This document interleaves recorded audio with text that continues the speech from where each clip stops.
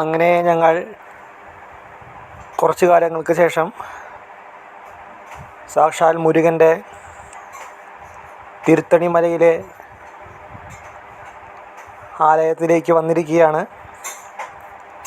സ്വാമി ഹരഹര, വിട്ടുവേൻ മുരുകനക്ക് ഹരഹരോ ഹരഹര.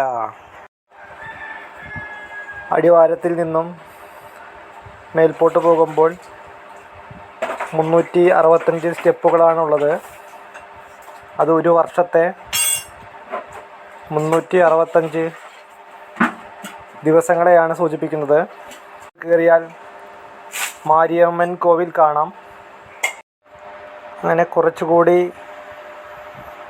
ഞങ്ങൾ മുന്നോട്ട് നടന്നപ്പോൾ കുറച്ചടുത്ത് ശരവണപ്പൊയ്ക എന്ന് പറയുന്ന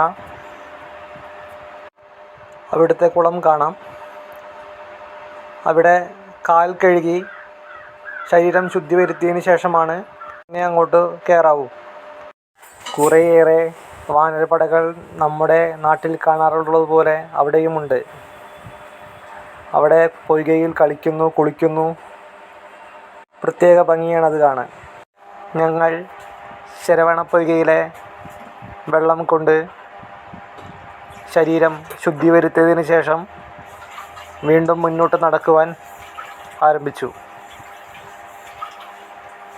പഴനിമല പോലെ തന്നെ വിശിഷ്ടമായ ഒരു മലയാണ് തിരുത്തണി മലയും. ഓരോരോ പടികൾ കയറി മുന്നോട്ട് പോകുന്തോറും കുറേയേറെ കവാടങ്ങൾ കാണാം. അതിനു മുകളിലായി സാക്ഷാൽ മുരുകൻ്റെ പ്രത്യേക രീതിയിലുള്ള വിഗ്രഹങ്ങളും കാണാൻ കഴിഞ്ഞു. ഇരുവശങ്ങളിലായി പൂജാ സാധനങ്ങൾ വിൽക്കുന്ന കടകളും മറ്റനവധി കച്ചവട സ്ഥാപനങ്ങളും കാണാം. അവിടുത്തെ ഒരു പ്രത്യേക പൂജയാണ് തൃപ്പടി പൂജ. കാര്യസാധ്യത്തിനു വേണ്ടിയാണ് അത് ഭക്തജനങ്ങൾ ചെയ്യുന്നത്. ഭക്തജനങ്ങൾ കർപ്പൂരം കത്തിച്ച് തൃപ്പടിയിൽ ആരാധിക്കുന്നതും കാണാം. ദർശനത്തിന് വേണ്ടി ഞങ്ങൾ പോയ ദിവസം ചൊവ്വാഴ്ച ആയിരുന്നതിനാൽ നല്ല തിരക്കായിരുന്നു. അതുമാത്രമല്ല, അന്ന് ഷഷ്ഠിയുമായിരുന്നു.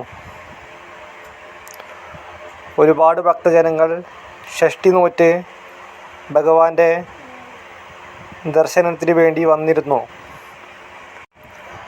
പണി പുരോഗമിച്ചു കൊണ്ടിരിക്കുന്ന ഒരു വലിയ ഗോപുരം അവിടെ കാണാമായിരുന്നു.